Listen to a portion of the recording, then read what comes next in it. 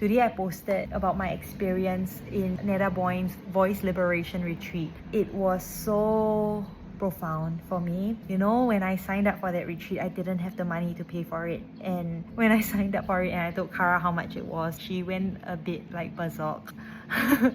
Feeling like, oh my god, I don't even have that, and yet I committed to it. And I told her it is a yes, and I follow my yeses, and this is who I am, and this is how I live my life. This is who she's with. And she came to terms with it like in 5 minutes. It was really quick. I know with a strong knowing that I'm meant to be there. I'm meant to experience this retreat specifically, even though I was looking for kirtan and singing retreat, and this is not about singing at all. It's not about having a beautiful voice at all, but it's about clearing what's in the way of our authentic voice. When I read the copy, I was like, everything she's saying is what I stand for. And even the words she was using, like miracles and spirit, she was referring to A Course in Miracles because she writes songs inspired by the teachings of A Course in Miracles. So without even being a course student, I signed up. That was what brought me back to Bali after avoiding Bali for close to a decade. I loved it. I loved it. I loved it so much. It showed me truly the innermost layers of myself. It was a pilgrimage inside myself through somatics and through sound, through voice and through expression, through clearing out everything that has been held back and suppressed and pushed down and pushed aside inside the body and the psyche. Everything was invited to come forth and to come out, and it didn't have to be cathartic. Some parts were, but it never had to be cathartic. It never had to be dramatic. It just had to be so intimate and so honest. And I feel like that is the medicine. It's that willingness to be honest, authentic, to be seen naked, and to have presence. The group who was there with me, everybody seemed to have a similar desire to come closer to themselves or to come closer to spirit. And because everyone was aligned in that way, there was deep presence, deep seeing, which is so naked, terrifying. And Neda would hold space for the group. She said to me that I'm so brave, I go so deep, and immediately I knew it was because I could, because it was safe, and I knew that my release could be handled.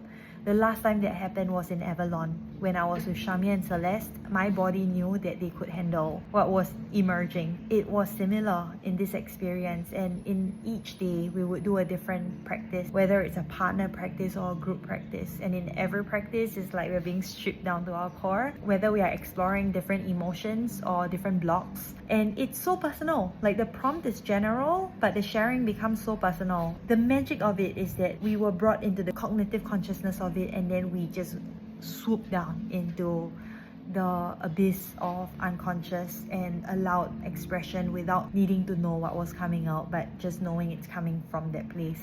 So we work with different emotions like guilt, shame, anger, relationship with God, authenticity, love, fear, and also the honesty of being seen. What was so profound for me through that entire experience is when we give ourselves the permission to see ourselves and the braveness to see what's really existing, living alive within us. We can see ourselves so clearly. And to me, that is the purpose of working with others. This is pilgrimage. This is pilgrimage of the psyche, the labyrinth of our soul, having a psychopomp to walk with us through the darkness inside of ourselves. And I don't mean darkness like it's just doom and gloom, but the darkness as in the parts of ourselves we have not yet known, owned, met, loved. So it was priceless. And also, miraculously enough, by the time I needed to pay the bill for this retreat, I could. The money came in as it always does. And that's why, like, sometimes, and I know it's just a different way of life, a different way of living, of experiencing life, different capacity too, but a lot of times when I hear people say I can't do something because I don't have the money for it, it feels like it's the other way around. When we commit to it, the money comes. When we say yes, the bridge builds itself. There's not going to be 100,000 bridges to all directions, and there can be, of course, for some people, I guess, just not my path.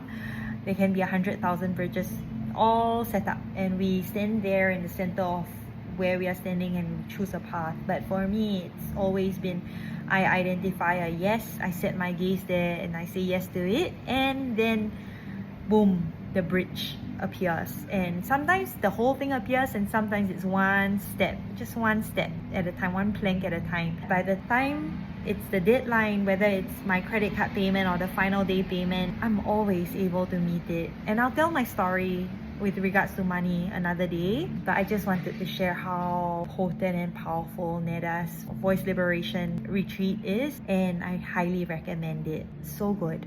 And it's because of that right now I'm able to be more confident in sharing my voice in the sound healing classes.